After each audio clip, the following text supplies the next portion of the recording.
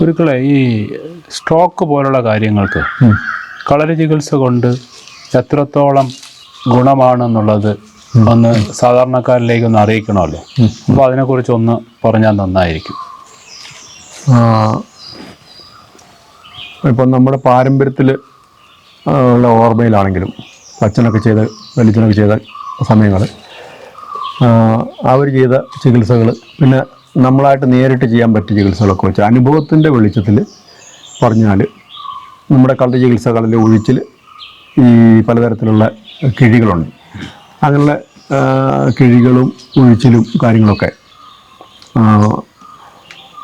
ഈ പറയുന്ന ചികിത്സാ വിഭാഗങ്ങൾക്ക്, ഈ രീതികൾക്കൊക്കെ തന്നെ വളരെ ഏറെ ഗുണം ചെയ്തിട്ടുണ്ട്. അപ്പം അങ്ങനെയുള്ള ചികിത്സകൾ, ഈ നമ്മുടെ കളരി ചികിത്സ പൊതുവെ ഈ സ്ട്രോക്ക് സംബന്ധമായിട്ടുള്ള ചികിത്സകൾ ചെയ്ത എത്രയോ ഓർമ്മകൾ ഇപ്പം നമുക്കുണ്ട്. ഇപ്പം തന്നെ നിലവിൽ തന്നെ നമ്മളൊരു ഒരു ചികിത്സ കൈകാര്യം ചെയ്യുന്നുണ്ട്. ഒരു ചെറുപ്പക്കാരന് പറ്റിയിരുന്നതാണ്. നേരത്തെ തന്നെ കളരിയിൽ വന്ന് പരിശീലിക്കുക വെച്ചുകൊണ്ടിരുന്ന ഇടക്കാലം കൊണ്ട് കുറച്ചും ജീവിതം കൈവിട്ടു പോയി. ആ സമയത്ത് കുറച്ച് മദ്യപാനം കാര്യങ്ങളൊക്കെ ആയിട്ട് പോകേണ്ടി വന്നിട്ടുണ്ട്. അങ്ങനെ ലിവറിന് വിഷയം വന്നു. പിന്നീട് അത് വളരെ ക്ഷീണാവസ്ഥയിൽ സ്ട്രോക്കിൻ്റെ അവസ്ഥയിലേക്ക് വന്നു. ഇപ്പം വന്നിപ്പോൾ ഒരു ഏകദേശം ഒരു 10-20 ദിവസത്തോളമായി വന്നിട്ട്. ആദ്യം വരുമ്പോൾ നടക്കാനും സംസാരത്തിനൊക്കെ വളരെ ബുദ്ധിമുട്ടായിരുന്നു. 1-2 കിഴികൾ ചെന്നപ്പോൾ തന്നെ വളരെയേറെ വ്യത്യാസങ്ങൾ വന്നിട്ടുണ്ട്. അപ്പം ഇതിനു മുമ്പുള്ള ചികിത്സകളൊക്കെ തന്നെ വെച്ച് നോക്കുമ്പോൾ അതിൻ്റെ ഒപ്പം തന്നെ കളരി ചികിത്സയുടെ ഒപ്പം തന്നെ കളരി യോഗ പരിശീലനം അത് പ്രാധാന്യം അറിയിക്കുന്നതാണ്. അപ്പം അതും അതിൻ്റെ കൂടെ തന്നെ ഈ പരിശീലനങ്ങൾ കൊടുക്കുകയും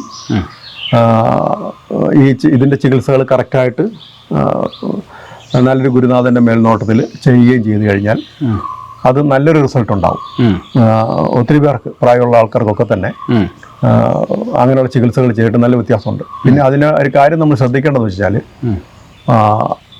അങ്ങനെ മറ്റുള്ള മെഡിസിൻസ് ഒക്കെ കണ്ടിന്യൂ ചെയ്യുന്നുണ്ടെങ്കിൽ ചിലപ്പം അതുമായിട്ട് ബന്ധപ്പെട്ട് നാഡികൾക്ക് ബലക്ഷയം വരാതിരിക്കാനും, ചിലപ്പോൾ ചിലർക്ക് ഫിക്സ് പോലെയൊക്കെ വരുന്ന അങ്ങനെയുള്ള അവസ്ഥയ്ക്കും, പിന്നെ വിറ്റാമിൻ ഡെഫിഷ്യൻസി ഒക്കെ വരും. അതിനൊക്കെ ഉള്ള മരുന്നുകൾ ഈ ഡോക്ടർമാർ പ്രിസ്ക്രൈബ് ചെയ്യാറുണ്ട്. അപ്പോൾ അതൊന്നും നമ്മൾ ശ്രദ്ധിക്കാതെ ഇനി മറ്റുള്ള മരുന്നുകളൊക്കെ മിക്കവാറും നമ്മളിങ്ങനെയുള്ള ഈ ചികിത്സകൾ ചെയ്യുമ്പോൾ ആയിരിക്കും അവരങ്ങ് നിർത്തും.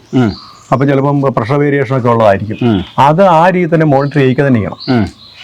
അപ്പോൾ അവർ പോയി ചെയ്യുന്നുണ്ടോ, അത് ഡോക്ടറെ കണ്ടിട്ട് പൊതുവേ നമ്മൾ ചെയ്യുന്ന ഇപ്പം നമ്മുടെയൊക്കെ സെൻ്ററുകൾ ചെയ്യുന്നത്, ഒരു പക്ഷാഘാതത്തിൻ്റെ ഒരാൾ വന്നു കഴിഞ്ഞാൽ അവരെ ഏത് ഡോക്ടറാണ് നോക്കിയിരുന്നത് എന്ന് നമ്മൾ ചോദിക്കും. അപ്പം പറയും ഇന്ന ഒരു ഡോക്ടറാണ് നോക്കിയിരുന്നത്. അപ്പോൾ അങ്ങനെയുള്ള ഒരു അനുവാദം മേടിച്ചോ ഇല്ല എന്ന് പറഞ്ഞാൽ നമ്മൾ പോയി ചോദിക്കാൻ പറയും. അപ്പം നമ്മൾ അകത്തേക്കൊന്നും കൊടുക്കുന്നില്ല, നമ്മൾ പുറമേയുള്ള കാര്യങ്ങളാണ് ചെയ്യുന്നു പറയുമ്പോൾ പലപ്പോഴും അലോപ്പതി ഡോക്ടർമാരെല്ലാം തന്നെ നിങ്ങൾ ചെയ്ത് നോക്കൂ എന്ന് പറഞ്ഞ അനുഭവം നമുക്കുള്ളൂ. അപ്പോൾ അവർ ചെയ്ത് നോക്കാൻ പറയും. പിന്നെ അവരുടെ അടുത്ത് പോയി മോണിറ്റർ ചെയ്യാൻ പറയും. അവർ മെഡിസിൻസ് കണ്ടിന്യൂ ചെയ്യുന്നുണ്ടോ കാര്യങ്ങളെല്ലാം അങ്ങനെ തന്നെ കൊടുക്കുമ്പം നമ്മൾ ശാസ്ത്രീയതയ്ക്ക് അല്ലെങ്കിൽ ഒരു വിരുദ്ധമായിട്ടൊന്നും നമ്മൾ ചെയ്യുന്നില്ല. അപ്പം സ്വാഭാവികമായിട്ടും അങ്ങനെയുള്ള ചികിത്സകൾ നമ്മൾ ഇത്ര ശ്രദ്ധയോടുകൂടി ചെയ്താൽ അതിന് നല്ല ഫലം കിട്ടും. പക്ഷെ നമ്മൾ ഇങ്ങനെയുള്ള ഇതിനെ ഉത്തരവാദിത്തോടു കൂടി വേണം ചെയ്യാൻ. എന്തെങ്കിലും കളരി ചികിത്സ എന്ന് പറഞ്ഞ് ഇതിനൊന്നും ശ്രദ്ധിക്കാതെ മറ്റുള്ള കാര്യങ്ങളൊന്നും തന്നെ വ്യക്തിയെയും ആരോഗ്യം പഠിക്കാതെ ഒന്നും നമ്മൾ ചെയ്യാൻ പാടില്ല.